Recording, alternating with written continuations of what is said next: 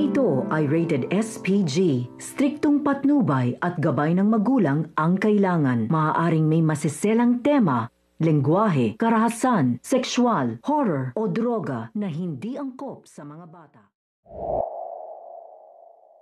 Ready na nga lahat ang kasal nga nito ni Doc Benitez at ni Lynette.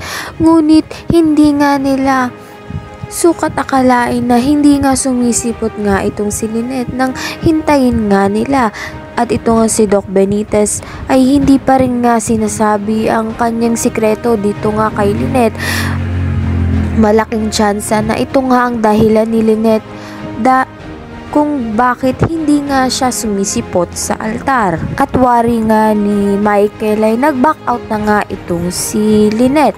Sa kabilang banda naman nga ito nga si Doc Tanyag ay nagpaalam nga dito kay Doc Meneses na magkikita nga raw sila ni Lynette. At dito nga ang usapan nga ni Doc Tanyag at ni Lynette.